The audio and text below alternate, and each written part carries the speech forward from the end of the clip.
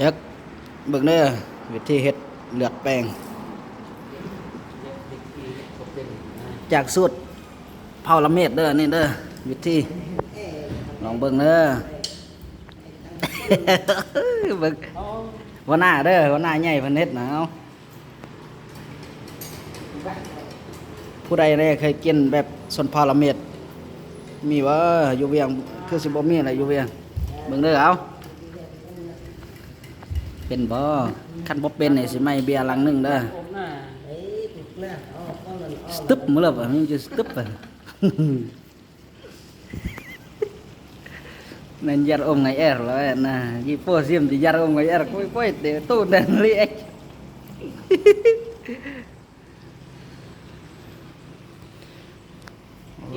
บรรยากาศคักบรรยากาศมื้อนี้ฝนตกอยากมืดหน่อยนึงพอดี3 จานเลย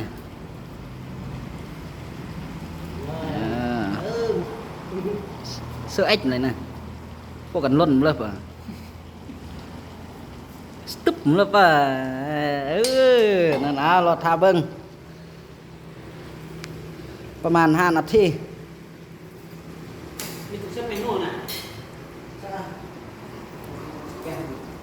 เสิร์ฟมาเป็นเสิร์ฟโน่นนั่น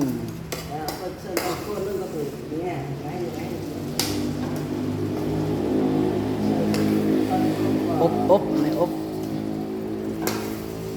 เลือดแป้งเป็ดมาเริ่มกินน้ำกันเด้อผู้ใดอยู่แถวนี่นะแถวโศกน้อยนี่แหละกินน้ำในเด้อผู้ละจานเลยนะวันนี้นะคนละจานเลยวักก่อนละเม็ดวักส้มน้ำแป๊ดส้มน้ำแป๊ดเมื่อตาเป็ดตาใบยาววักส้มยี่ส้มน้ำแป๊ด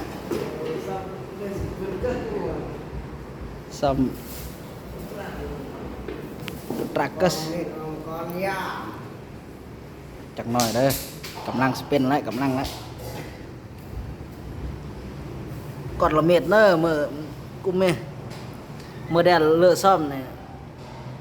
ไปตั้งซ่อมเนอะ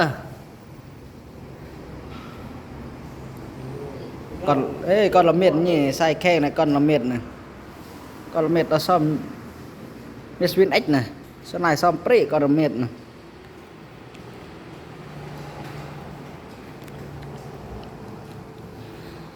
น้ำมาสูตรละเม็ดเนอะสูตรเผาละเม็ดของสัญญาณ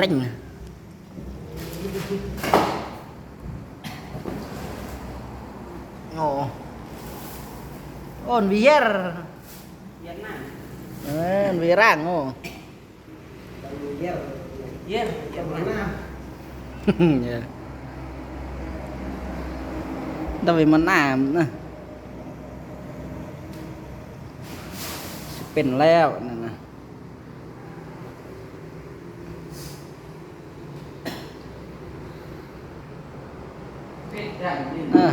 นั่นมานายผ่านนะนายผ่านนั่นนายผ่านน่ะเย็ดเดะเปียมปัด เย็ดโฟปัดดำเนย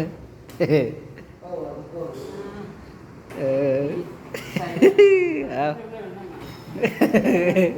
dạ nó cái jar trong đấy đây là còn leo leo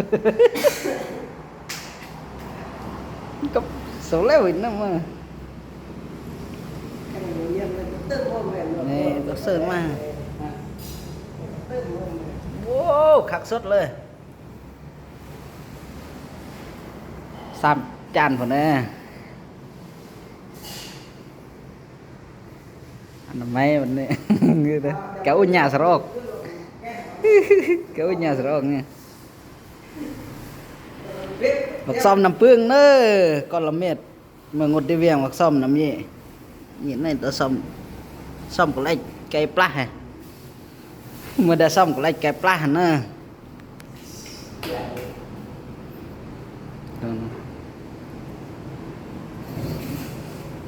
mà ốp nè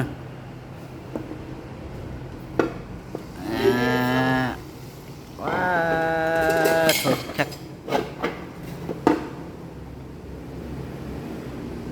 còn nấm xong nó lợp pa nè